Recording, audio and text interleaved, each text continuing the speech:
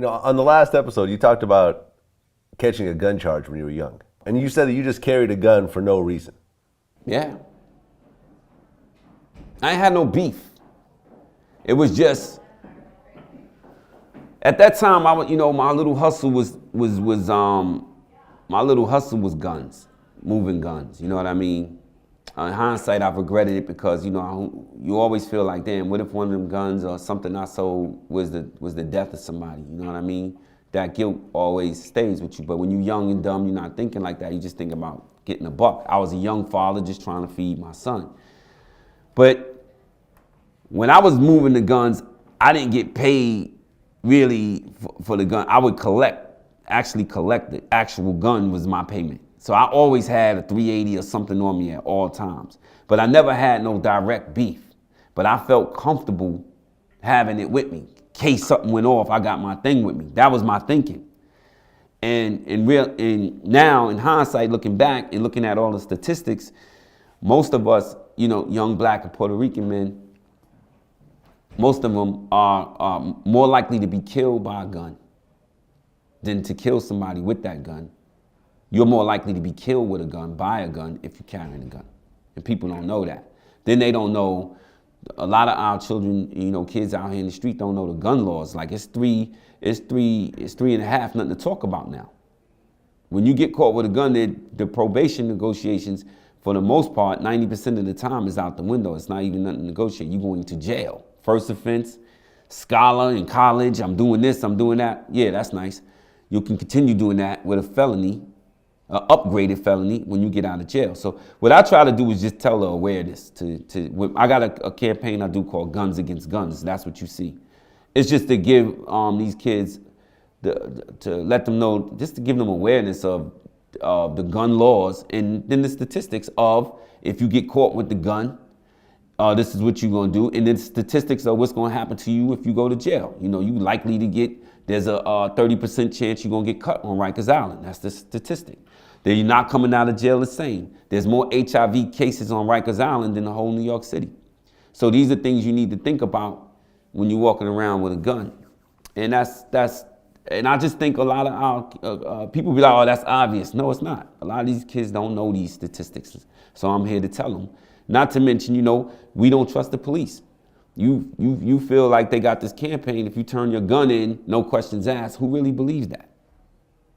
So even a kid in the hood that might want to turn his gun in, you think he really trusts that? So I tell him, I don't give a shit if you dismantle it and throw it in the Bronx River or the Hudson River. Just get it out your hands, man, because you're only going to get killed or kill somebody, you're going to wind up in jail. And for most cases, it ain't even worth it. And I was walking around just to have it.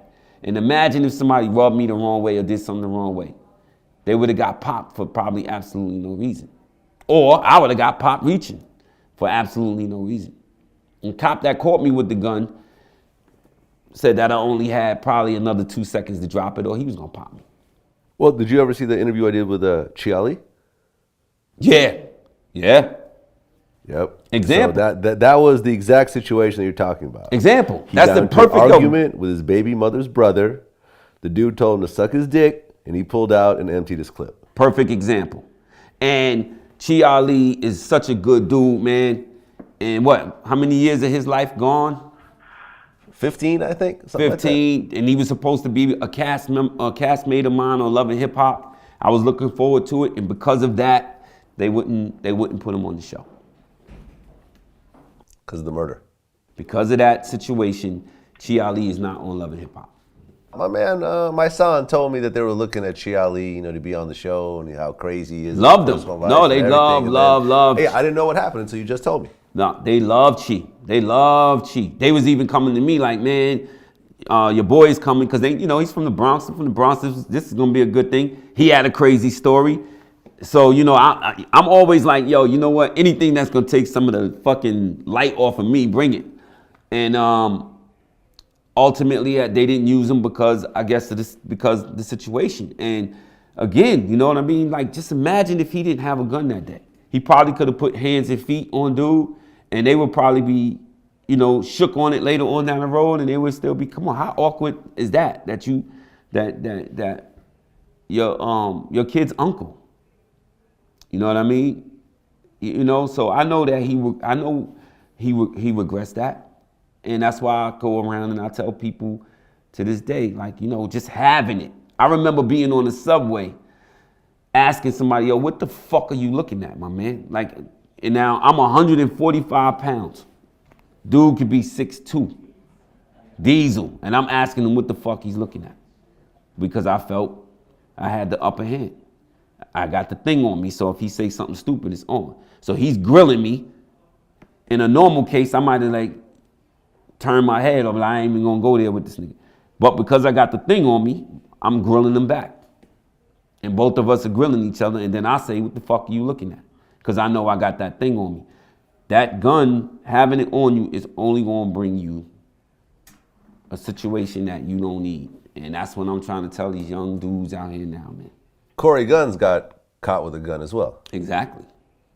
Which was really amazing to me, because when Corey seen what I went through, and he was a kid, you know, and I'm all he really had, his mom's wasn't there, and I'm facing jail, and I got to leave him with my mom, leave him with my mom by himself, no mom, no dad. When Corey would hear me talking to these kids and talking to his friends about guns, in my mind, I don't even have to talk to Corey. He already know what time it is. You know what I mean? In my brain, Corey's the last person I have to talk to, because he see what it is. But Corey hangs out in the very same hood that I grew up in and that he grew up in. And for some reason, he is a magnet to the hood. So he wears a jewelry. You might hear rumblings, you know. Yo, be careful going to Pathmark. You was over there at 3 in the morning. Niggas had an eye on you. They didn't know who you was. Lucky they found out who you was. You know, you was Pete's son. So Corey, I guess, started feeling like, oh, niggas gonna try to get at me. I'm gonna be ready. And he started carrying the thing. But, you know, it was just really no reason for that, man. Just stay out of situations where if I gotta carry a gun, man, because I'm going to a place, I'm not going. I'm not going.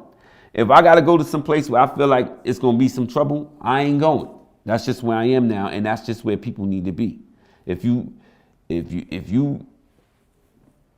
I gotta carry a fucking knife or a gun or something to go see you or to come around you or to hang out in a certain place, I ain't coming. That's just not where I am. And I was hoping that same thing would be for my son. But, you know, listen, Corey was fortunate. He got probation. Like I said, 90% chance you going to jail. Corey wasn't in that. He was in the 10%. And, you know, shout out to Young Money for putting up, you know, money for the lawyers and fighting this battle with us. And me having this Guns Against Guns campaign going didn't hurt at all. And I think the judge seeing me there and seeing the disappointment, you know, and then believing Corey was even like a good kid, he gave Corey another shot.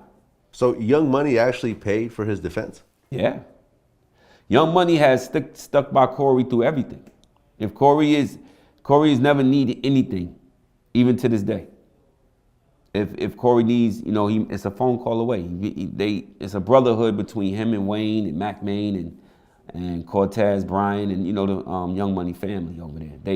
There's a brotherhood. You know, I mean, Wayne even wanted Corey to come live in Miami, in, you know, a condo that he bought. And Corey's the type of dude that like to do things himself. You know what I mean? So he's still on Young Money. He's working on a record. Him and Wayne just did a bunch of stuff together and some stuff on MTV that I haven't even seen. I'm looking forward to seeing. I think it comes out in a couple weeks.